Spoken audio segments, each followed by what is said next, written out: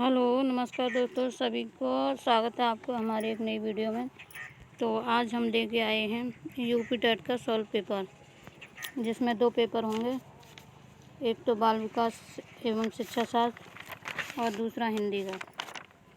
तो चलिए देर ना करते हुए आपको आगे ले चलते हैं, जिसमें 30 क्वेश्चन बाल विकास के हैं और 30 क्वेश्चन हिंदी के। देखिए,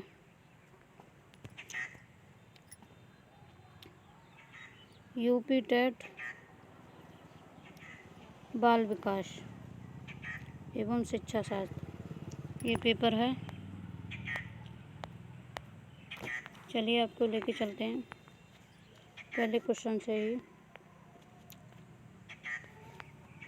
चलिए, पहला क्वेश्चन है,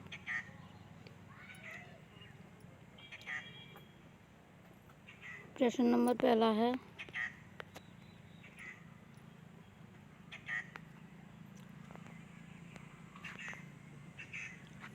चलिए शुरू करते हैं। प्रश्न नंबर पहला है, संज्ञानात्मक क्षेत्र का सही क्रम क्या है? संज्ञानात्मक क्षेत्र का सही क्रम क्या है? तो देखिए, आंसर आपके स्क्रीन पर दिए हुए हैं। चलिए छांटते हैं। पहला है मूल्यांकन, अनुप्रयोग, विश्लेषण, संश्लेषण, अबोध ज्ञान। दूसरा है मूल्यांकन, संश्लेषण, विश्लेषण, अनुप्रयोग, अवबोध ज्ञान। तीसरा है ज्ञान, अनुप्रयोग, अवबोध, विश्लेषण, संश्लेषण, मूल्यांकन। चौथा है ज्ञान, अवबोध, अनुप्रयोग, विश्लेषण, संश्लेषण। चलिए बताएं कौन सा होगा इसमें। तो चलिए, इसका आंसर होगा चौथा। कौन सा होगा? चौथा, ये है। चलिए क्वेश्चन नंबर दूसरा देखते हैं। क्वेश्चन नंबर दूसरा है, निम्न में से कौन सा अच्छे शिक्षण की विशेषता नहीं है? जनतांत्रिक, सहानुभूतिपूर्ण, स्वेच्छाचारी। नंबर 4, वांछनीय सूचनाएं देने वाला। चलिए बताएं कौन सा है इसमें। इसमें होगा चौथा, चौथा नहीं, तीसरा, स्वेच्छाचारी। क्या होगा? स्वेच्छाचारी। चलिए आगे चलते हैं। क्वेश्चन नंबर तीसरा है,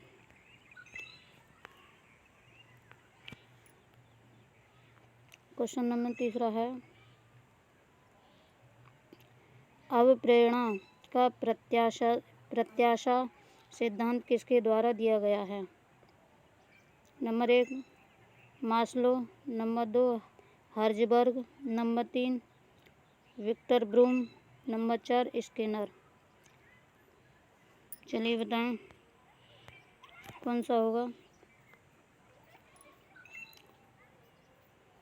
तीसरे का आंसर कौन सा होगा? तीसरे का आंसर होगा तीसरा ही, विक्टर ब्रूम। चलिए आगे चलते हैं। क्वेश्चन नंबर चौथा है, अग्रिम व्यवस्थापक प्रतिमान किस प्रभाव से संबंधित है? नंबर 1 सामाजिक अंतःक्रिया, नंबर 2 सूचना प्रक्रियाकरण, नंबर 4 व्यक्तिगत, नंबर 5 व्यवहार परमार्जन। चलिए चौथे का आंसर कौन सा होगा? चलिए बताएं। चौथे का आंसर होगा दूसरा, सूचना प्रक्रियाकरण, ये दूसरा वाला। चलिए आगे चलते हैं। क्वेश्चन नंबर 5 है, कौशलों के स्थानांतरण के लिए कौन सा उपयोगी है? नंबर 1 रेखीय अवक्रम, नंबर 2 शाखीय अवक्रम, नंबर 3 कौशल अंतरण एक गति है न कि उद्देश्य, नंबर 4 तैयारी और अर्जन। चलिए बताएं कौन सा होगा इसका। इसका आंसर होगा तीसरा। कौन सा? तीसरा, कौशल अंतरण एक गति है, ना कि उद्देश्य। चलिए आगे चलते हैं। नंबर 6 है, निम्न में से कौन सा शिक्षण का मूल सूत्र नहीं है। निम्न में से कौन सा शिक्षण का सूत्र नहीं है। चलिए बताएं इसका आंसर। नंबर 1, निश्चित से अनिश्चित की ओर। नंबर 2, दृश्य से अदृश्य की ओर। नंबर 3, सरल से कठिन की ओर। नंबर 4, निगमन से आगमन की ओर। चलिए बताएं इसका आंसर कौन सा होगा। इसका आंसर होगा दूसरा, दृश्य से अदृश्य की ओर। चलिए आगे चलें। क्वेश्चन नंबर 7 है,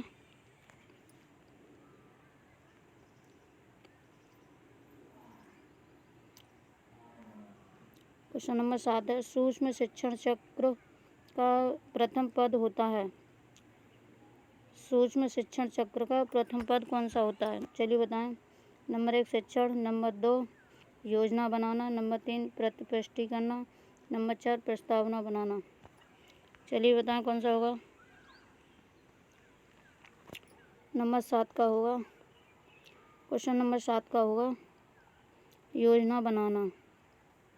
योजना बनाना। चलिए आगे चलते हैं। नंबर 8, निम्न में से कौन सा अबोध स्तर के शिक्षण में शामिल है।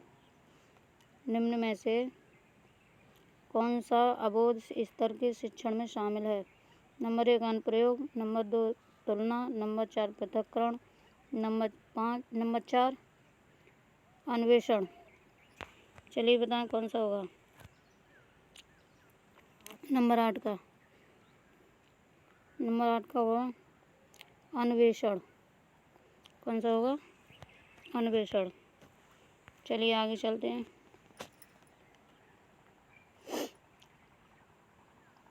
क्वेश्चन नंबर 9 है, शैक्षिक सुधारों में प्रभावी विकेंद्रीकरण तभी संभव होगा, कब होगा। नंबर ए, ये कूट से दिया गया है। ये। चलिए। नंबर 1, जब खंड व संकुल संदर्भ केंद्रों की भागीदारी बढ़े। नंबर 2,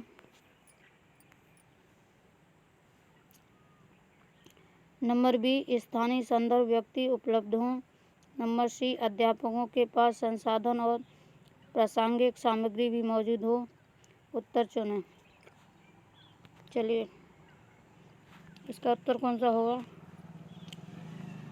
नंबर 1, ए और बी दोनों होंगे। बी और सी होंगे। नंबर 3, ए और सी होंगे, या फिर ए बी सी तीनों होंगे। चलिए बताएं कौन सा होगा।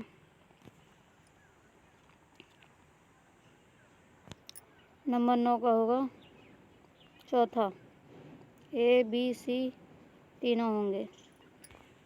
चलिए आगे चलते हैं। एक छात्र पढ़ रहा है, उसका नाम लेकर किसी ने बुलाया। निम्न में से किस संवेदना द्वारा वह छात्र अपनी अनुक्रिया प्रकट करेगा। स्पर्श संवेदना के द्वारा, ध्वनि संवेदना के द्वारा, दृष्टि संवेदना के द्वारा, प्रत्यक्ष संवेदना के द्वारा। चलिए बताएं। इसका आंसर होगा दूसरा, ध्वनि संवेदना के द्वारा। यानी किसी ने आवाज़ दी, राम इधर आ, राम इधर आ, तो वो सुन ही तो रहा है। चलिए आगे चलें।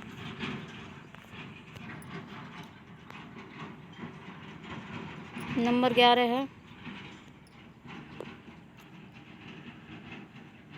नंबर 11, पियाजे के सिद्धांत के अनुसार प्राक सांख्यिकीयात्मक अवस्था की अवधि क्या है। चलिए बताएं। नंबर 1, जन्म से 2 वर्ष तक।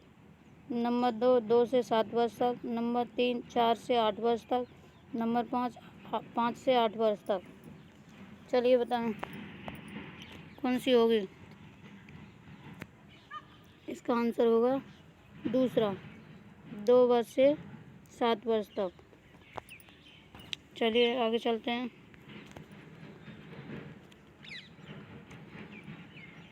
नंबर 12, निम्न में से कौन सी बाद की बाल्यावस्था के बौद्धिक विकास की विशेषता नहीं है। नंबर 1, विज्ञान की काल्पनिक कथाओं में अधिक रुचि रखना। नंबर 2, बढ़ती हुई तार्किक शक्ति। नंबर 3, भविष्य की योजनाओं की सूझबूझ रखना। नंबर 4, काल्पनिक भयों का अंत। चलिए नंबर 12 का आंसर क्या होगा। नंबर 12 का आंसर होगा तीसरा, भविष्य की योजनाओं की सूझबूझ रखना। चलिए आगे चलते हैं। नंबर 13, इनमें से कौन सी मनोवैज्ञानिक भाषा विकास से संबंधित है। Number 1, Vinay. Number 2, Chomsky. Number 3, Pavlov. Number 4, Maslow. चलिए इसका आंसर होगा दूसरा, चॉम्स्की। नंबर 14 है। चलिए, थांडाई ने अपने सिद्धांत को किस शीर्षक से सिद्ध किया है। नंबर 1, अधगम के प्रयास एवं भूल। नंबर 2, संकेत अधगम। नंबर 3, संज्ञानात्मक अधगम। नंबर 4, स्थान अधगम। चलिए बताएं कौन सा होगा।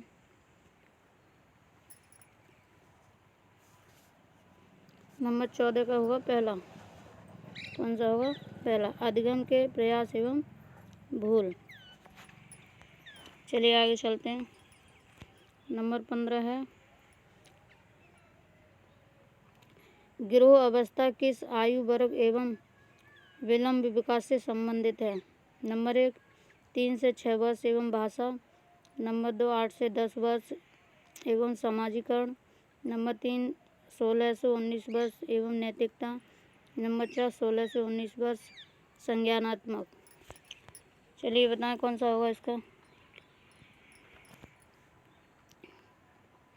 15 का होगा दूसरा,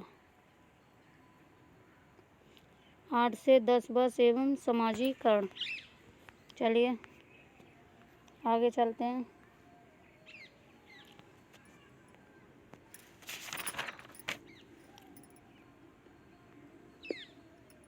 चलिए आगे चलते हैं।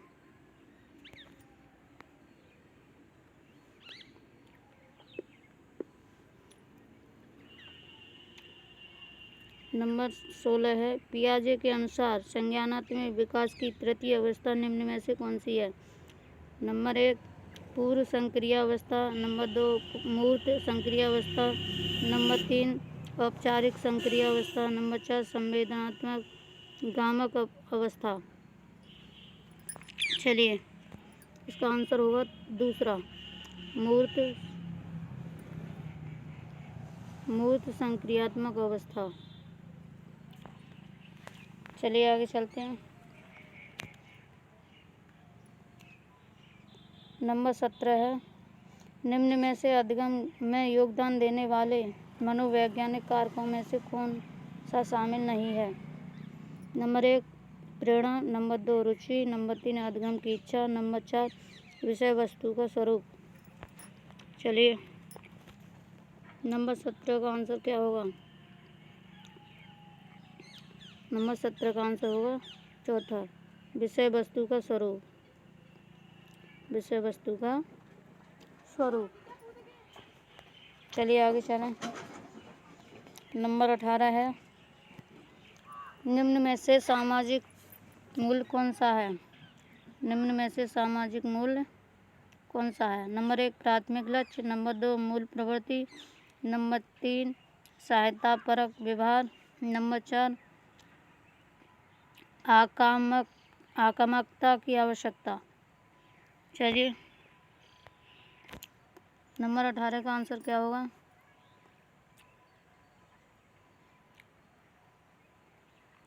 नंबर 18 का आंसर होगा तीसरा, सहायता परक व्यवहार रखना। चलिए आगे चलते हैं।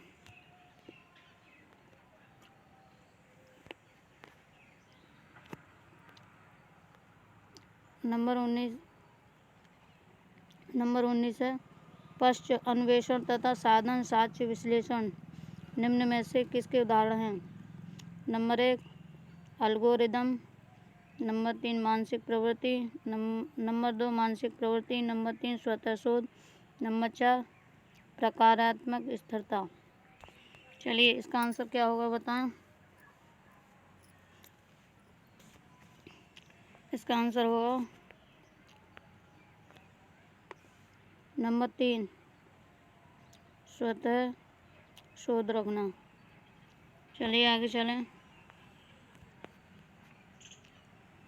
सीखने के वक्र अभ्यास द्वारा सीखने की वह मात्रा, गति और प्रगति की सीमा को ग्राफ पर प्रदर्शित करते हैं। यह किसने कहा है? रॉस ने कहा है, एबिंगहम ने कहा है, स्किनर ने कहा है, एमएल बेग्गी ने कहा है।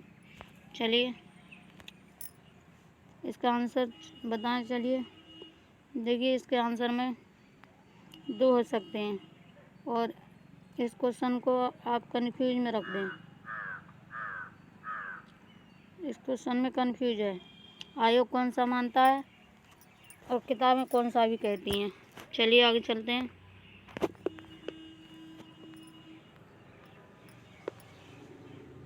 नंबर 21वां है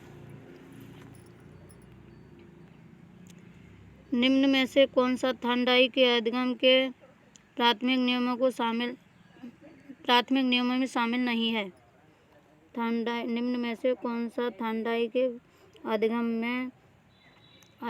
के प्राथमिक नियमों में शामिल नहीं है?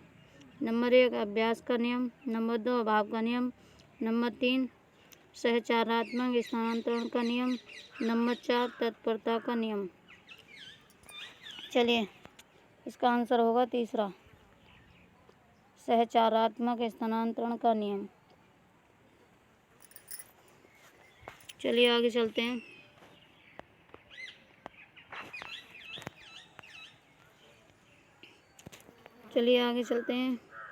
क्वेश्चन नंबर है 22। अनुकूलित अनुक्रिया सिद्धांत किसके अनुकूल पर बल देता है? नंबर 1 व्यवहार पर। नंबर 2 चिंतन पर। नंबर 3 तर्क पर। नंबर 4 अभिप्रेरणा पर। चलिए इसका आंसर होगा 22 का नंबर 1 व्यवहार पर। चलिए आगे चलते हैं।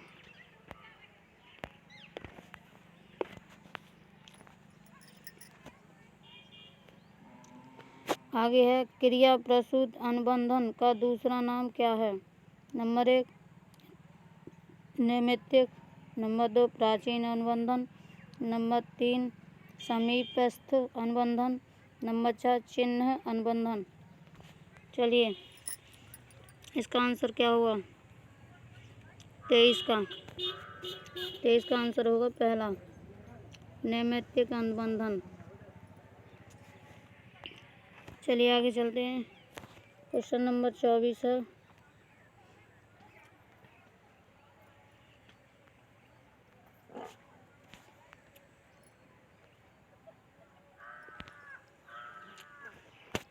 चलिए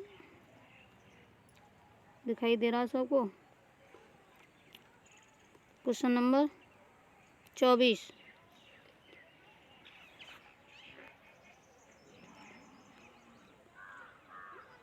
चलिए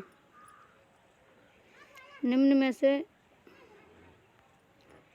से कौन सी अधिगम की एक विशेषता नहीं है? नंबर 1 अधिगम व्यवहार अपेक्षाकृत स्थायी परिवर्तन। नंबर 2 अधिगम प्रणाली की अभिवृद्धि है। नंबर 3 अभिवृद्धि है। नंबर 3 अधिगम का अवलोकन प्रत्यक्ष रूप से किया जा सकता है। नंबर 4 अधिगम एक लक्ष्योन्मुख प्रक्रिया है। चलिए बताएं इसका आंसर क्या होगा। इसका आंसर होगा तीसरा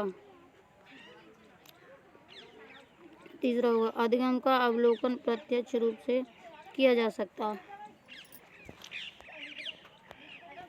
आगे चलें।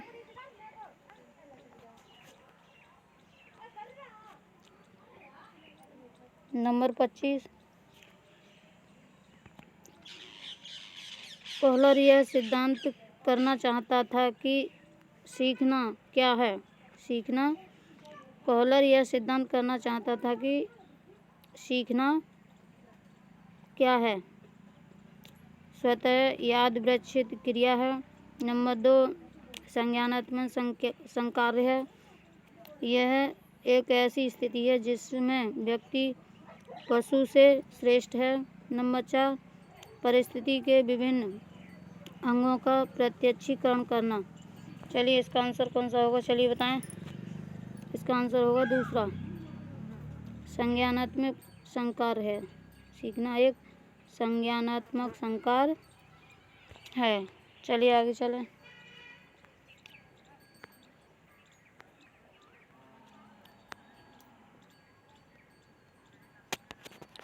चलिए आगे चलते हैं।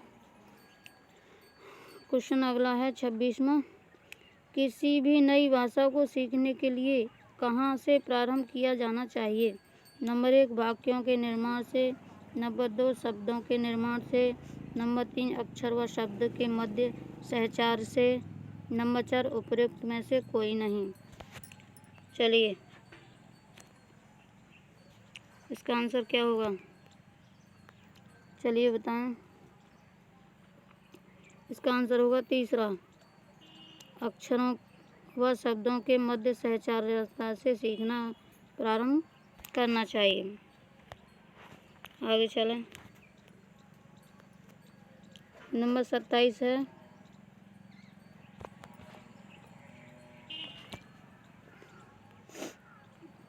क्वेश्चन नंबर 27 है समावेशी शिक्षा में किस प्रकार का या के छात्र शामिल होता या हो सकते हैं। नंबर 1 सामान्य एवं विशिष्ट छात्र। नंबर 2 केवल सामान्य छात्र। नंबर 3 केवल विशिष्ट छात्र और नंबर 4 बहुभाषी और प्रतिभाशाली छात्र। चलिए अगला नंबर क्या है, अगले नंबर का आंसर क्या है।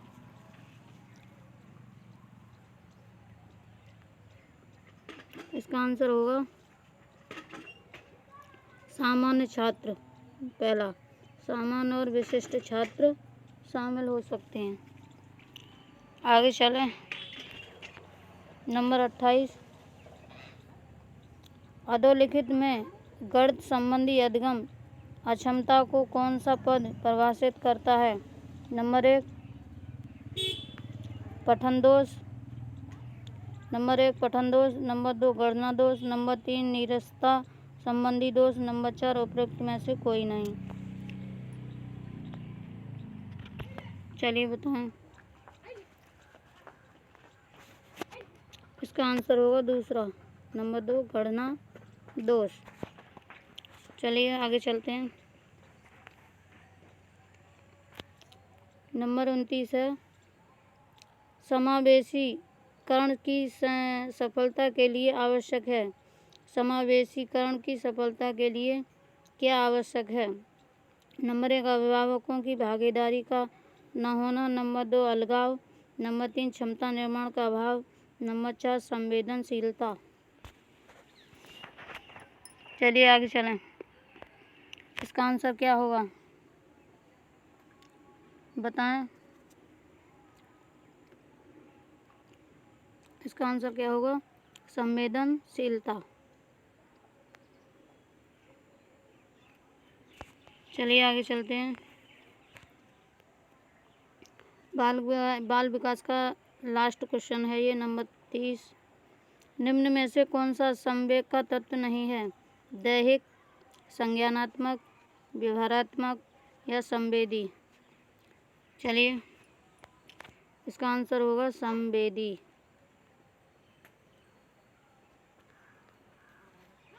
चलिए, तो ये 30 क्वेश्चन बाल विकास के थे। अब चलिए आगे चलते हैं, हिंदी का पेपर देखते हैं। देखिए, ये हिंदी का पेपर है और चलिए इसमें से निर्देश दिया है। प्रश्न संख्या 31 से 32 दिए गए गद्यांश को पढ़कर निम्नलिखित प्रश्नों के सही विकल्प छांटिए। चलिए, ये गद्यांश दिया है, इसे पढ़ें। स्पष्टता, आत्मविश्वास, विषय की अच्छी पकड़ और प्रभावशाली भाषा में अपने विचार और भावनाओं को व्यक्त करना ही संप्रेषण कला है, जो निरंतर अभ्यास से निखारी जा सकती है। एक दिन में कोई अच्छा वक्ता नहीं बन सकता तथा भाषा पर अनायास ही किसी की पकड़ नहीं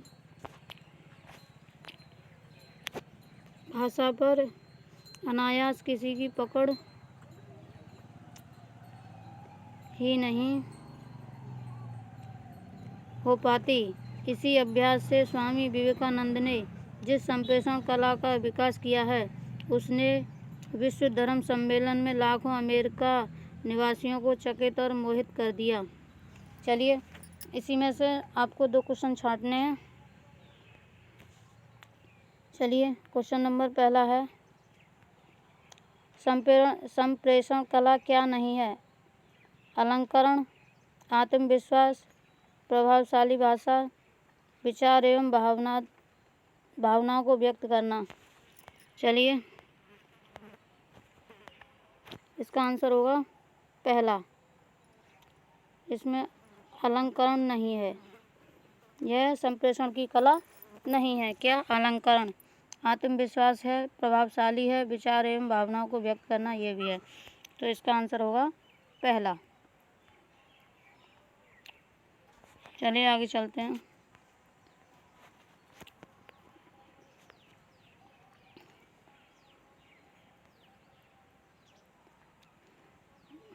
अगला नंबर है 32वां।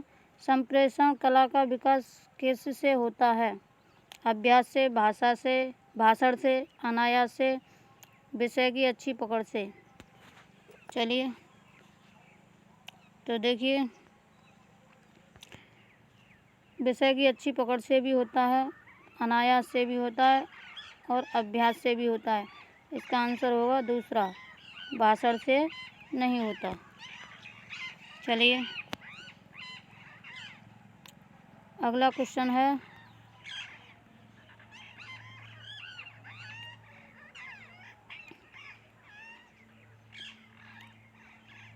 निम्न में से संयुक्त व्यंजन कौन सा नहीं है?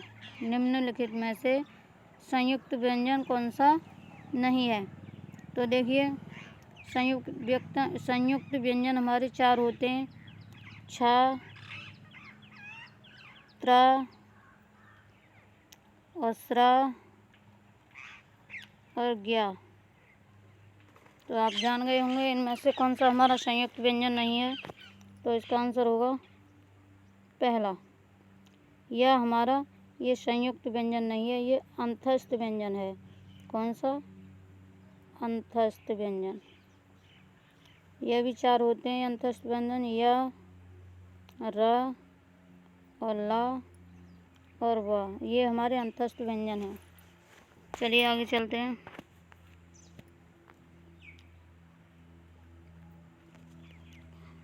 अगला नंबर है, मृत्युंजय पद में कौन सा समास है? मृत्युंजय पद में कौन सा समास है? तो देखिए, द्विगु समास होगा नहीं, द्विगु संख्यावाची होता है, कर्म धारण होगा नहीं, द्वंद्व होगा नहीं। इसमें आंसर होगा बहुब्रीहि। चलिए आगे चलते हैं। अगला नंबर है, अलंकार में किस उपसर्ग का प्रयोग हुआ है? अलंकार में किस उपसर्ग का प्रयोग हुआ है। नंबर 1 अल, नंबर 2 अल, नंबर 3 अलन और नंबर 4 अलम। तो देखिए इसका आंसर होगा चौथा, इसमें अलम अलंकार का प्रयोग हुआ है। अलम उपसर्ग का प्रयोग हुआ है। चलिए आगे चलते हैं।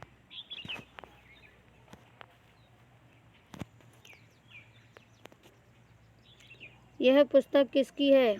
इस वाक्य में रेखांकित शब्द को पद परिचय दीजिए।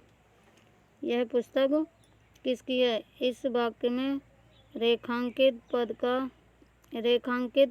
शब्द का पद परिचय दीजिए। नंबर 36 का कौन सा आंसर होगा? तो चलिए, नंबर 1 सार्वनामिक विशेषण यानी पुस्तक विशेष है, एक वचन है। नंबर 2 सार्वनाम एक वचन स्त्रीलिंग है। नंबर 3 गुणवाचक विशेषण पुस्तक विशेष है और एक वचन है। नंबर 4 संबोधन अव्यय। चलिए इसका आंसर क्या होगा? चलिए इसका आंसर होगा पहला, पुस्तक सार्वनामिक है और विशेषण है और पुस्तक विशेष भी है। इसका आंसर होगा पहला। चलिए आगे चलते हैं।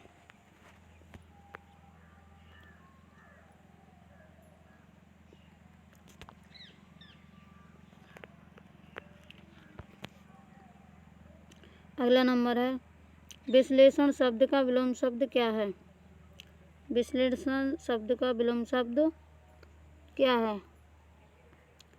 विवेचन है, व्याख्या है, विभाजित है या विश्लेषण है? तो इसका आंसर होगा विश्लेषण।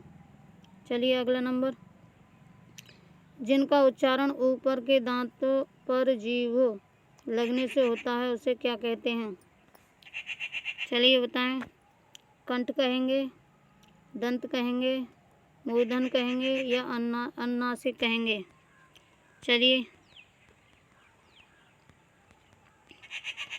नंबर 38 का क्वेश्चन का आंसर क्या होगा? दंत। क्या कहेंगे? दंत। चलिए आगे चलते हैं। अगला नंबर है निम्नलिखित में से ऊष्म व्यंजन कौन से होते हैं? निम्नलिखित में से ऊष्म व्यंजन कौन से होते हैं? नंबर 1 श श श, नंबर 2 आ बा श, नंबर 3 च छ ज और नंबर 4 या और रा और ला। चलिए बताएं कौन कौन से होते हैं?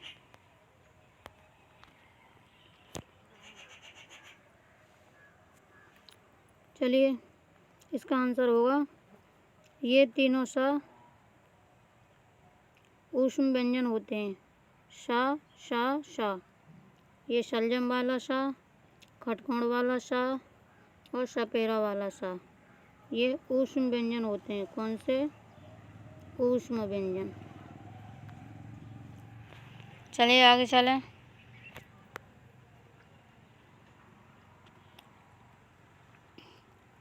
चलिए अगला नंबर है 40, अत्यधिक का विलोम क्या होगा? अल्पत, अत्यल्प, अत्याधिक, अनघत, अनधिगत या अनधीन? चलिए क्या होगा इसका आंसर?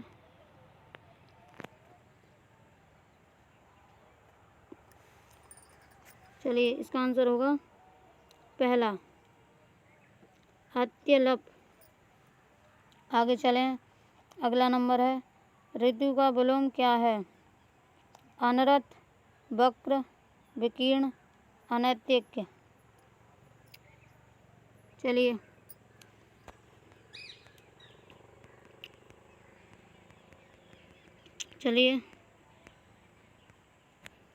इसका आंसर होगा पहला।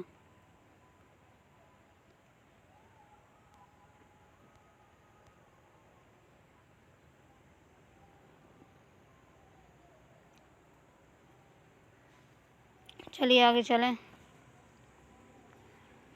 नंबर नंबर 42वां है, संकल्प शब्द में उपसर्ग बताइए। सम होगा, शंख होगा, सन होगा या शंख होगा। चलिए इसका आंसर होगा पहला सम। देखिए यहाँ पर आधा माँ आ जाए, आधा माँ आ जाए आधा, या ये बिंदी आ जाए तो वहाँ सम होता है। क्या होता है? सम। चलिए आगे चलते हैं। मुझसे खड़ा भी नहीं हुआ जाता, इसमें वाच्य क्या होगा? मुझसे खड़ा नहीं हुआ जाता, इसमें वाच्य बताइए। चलिए, भाववाच्य होगा, कर्मवाच्य होगा, कृतवाच्य होगा, अन्य होगा। चलिए बताएं। तो देखिए इसका आंसर होगा पहला भाववाच्य। मुझसे नहाया नहीं जाता, मुझसे खाया नहीं जाता, मुझसे जाया नहीं जाता। जहाँ ऐसे वाक्य आ जाएं तो वहाँ पर भाववाच्य होता है। चलिए अगला नंबर, तद्भव और उसके तत्सम का कौन सा मेल गलत है? लौंग का लवंग, आंत का अंत्र, लुनाई का लवणता, आयुष का आदेश। चलिए बताएं। नंबर 44 का कौन सा आंसर होगा? चलिए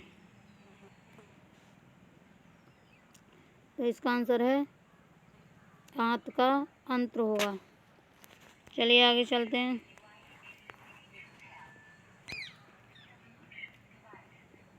लेखक की रचना का कौन सा जोड़ा गलत है?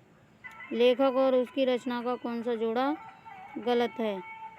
नंबर 1, संस्कृति के 4 अध्याय रामधारी सिंह दिनकर। नंबर 2, रसंग रंजन आचार्य महावीर प्रसाद द्विवेदी। नंबर 4, स्कंदगुप्त लक्ष्मी नारायण मिश्र। नंबर 4, अशोक के फूल आचार्य हजारी प्रसाद द्विवेदी। चलिए कौन सा होगा इसका आंसर बताएं।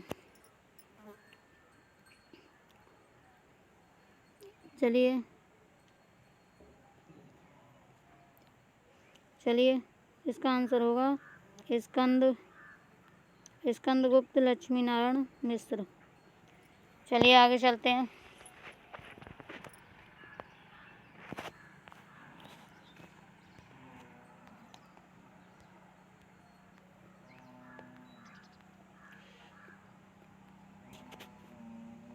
चलिए, कवि और उसकी रचना का कौन सा जोड़ा सही नहीं है? नंबर 1, शिवराज भूषण। नंबर 2, शब्द रसायन देव। नंबर 3, परमल सूर्यकांत त्रिपाठी निराला। उद्धव शतक भारतेंद्र हरिश्चंद्र। चलिए बताएं कौन सा होगा इसका आंसर।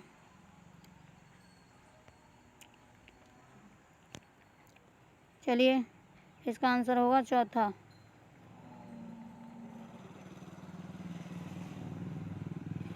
कौन सा होगा? चौथा, उद्धव शतक भारतेंद्र हरिश्चंद्र। आगे चलें।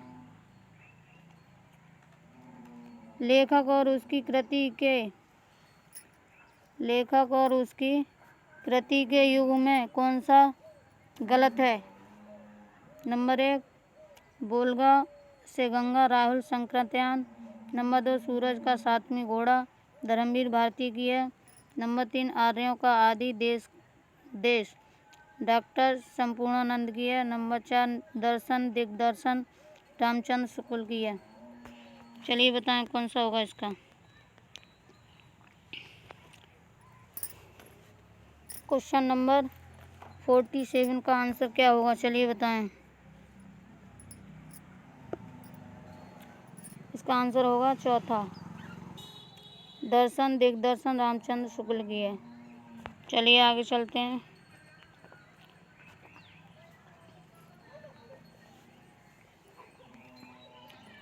विराम चिन्ह की दृष्टि से कौन सा वाक्य अशुद्ध है? ब्रह्म चिन्ह की दृष्टि से कौन सा वाक्य अशुद्ध है? चलिए, वह ईमानदार, परिश्रमी, कर्मठ और मृदभाषी है।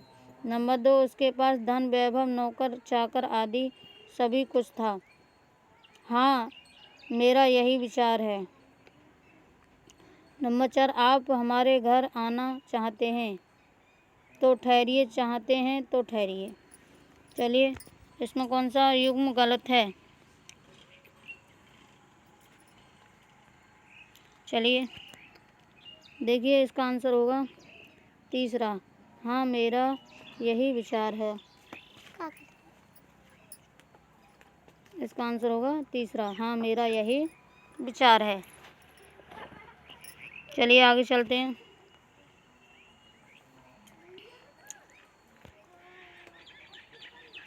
कौन सा शब्द भिन्न अर्थ और प्रकृति का है? कौन सा शब्द भिन्न अर्थ और प्रकृति का है? नंबर 1, चिरंतन। नंबर 2, शाश्वत। नंबर 3, सनातन। नंबर 4, अधुनातन। चलिए बताएं कौन सा होगा इसका आंसर।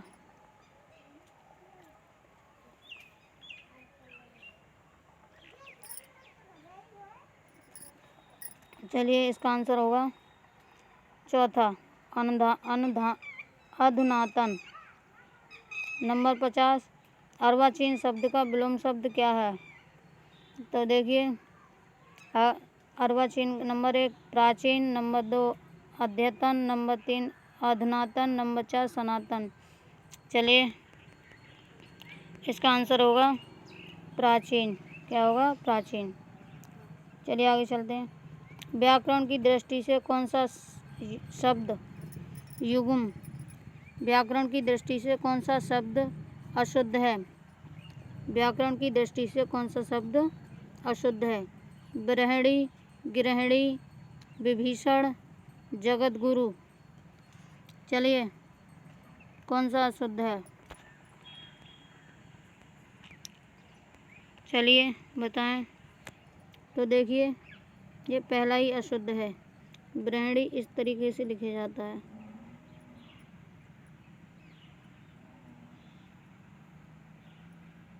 ब्रह्मणी, ये शुद्ध है। चलिए आगे चलते हैं।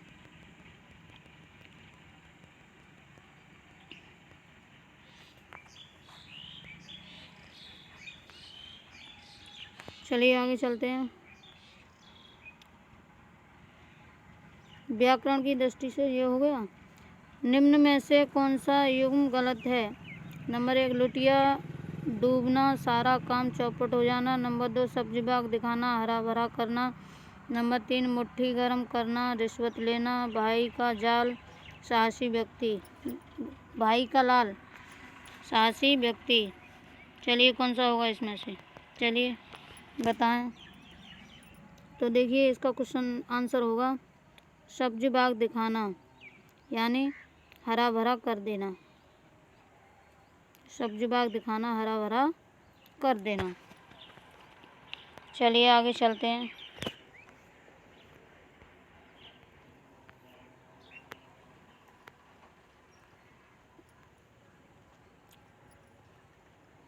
देखिए, बहुत ही वेरी इम्पोर्टेंट सवाल है।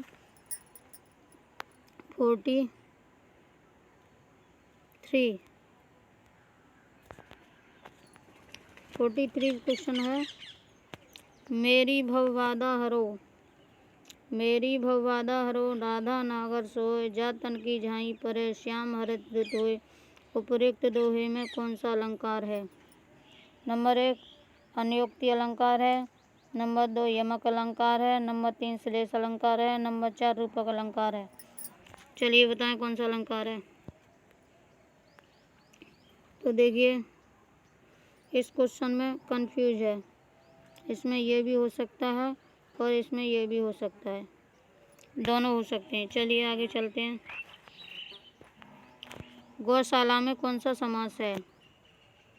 गौशाला में कौन सा समास है? तत्पुरुष समास है, द्वंद्व समास है, बहुब्रीहि समास है या द्विगु समास है? तो देखिए द्वंद्व समास तो होगा नहीं, संख्यावाचक है, द्वंद्व होगा नहीं और बहुब्रीहि होगा नहीं, तो बचा क्या? तत्पुरुष समास। इसमें यही होगा। चलिए आगे चलें। देशभक्ति में कौन सा समास है? देशभक्ति में कौन सा समास है? चलिए द्वंद्व होगा, कर्मधारय होगा, तत्पुरुष होगा या द्विगु होगा? चलिए बताएं। देखिए द्वंद्व होगा नहीं, कर्मधारय होगा नहीं, द्विगु होगा नहीं, इसमें समास है तत्पुरुष समास। कौन सा? तत्पुरुष समास। चलिए आगे चलते हैं। प्रागैतिहासिक में किस उपसर्ग का प्रयोग हुआ है? नंबर 56 है। प्रागैतिहासिक में किस उपसर्ग का प्रयोग हुआ है? प्राग का, प्रागैतिक का। प्रागैतिक का। तो देखिए उसका आंसर होगा प्राग। आगे चलें। तुलसीदास किसकी कविता है? तुलसीदास किसकी कविता है? मुक्तिबोध की, अज्ञे की, हरवंश राय बच्चन की, सूर्यकांत त्रिपाठी निराला की? चलिए बताएं।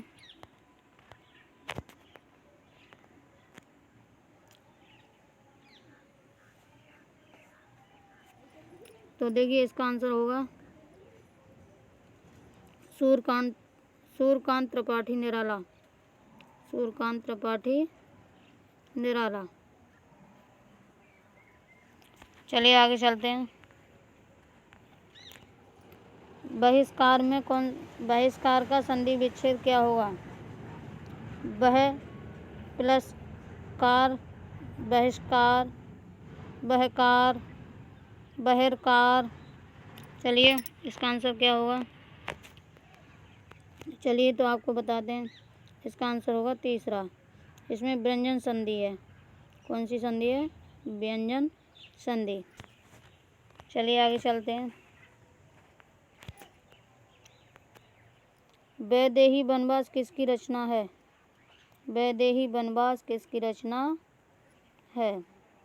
अयोध्या सिंह उपाध्याय हरौद की, रामधारी सिंह दिनकर की, मैथिली शरण गुप्त की, श्रीधर पाठक की? इनका श्रीधर पाठक का पूरा नाम है श्रीधर पाठक गुलेरी। चलिए इसका आंसर होगा पहला। वैदेही वनवास रचना है अयोध्या सिंह उपाध्याय की। चलिए आगे चलते हैं। आज का लास्ट क्वेश्चन है। चलिए आज आपको हम होमवर्क में देते हैं इसे। ये होमवर्क होगा हमारा आज का, और कमेंट करके बताएंगे आप। निम्नलिखित में से इस पुल्लिंग शब्द का चयन कीजिए। निम्नलिखित में से पुल्लिंग शब्द का चयन कीजिए। पहिया, लिखावट, पखावज, मझधार। चलिए कमेंट में लिख के बताएंगे इसका आंसर क्या होगा। तो आज के लिए इतना ही। यदि वीडियो अच्छी लगी हो तो लाइक करें, शेयर करें, कमेंट करें, सब्सक्राइब करना ना भूलें। ऐसी ही वीडियो पाने के लिए आप चैनल को सब्सक्राइब करके रख लेना। चलिए आज के लिए इतना ही।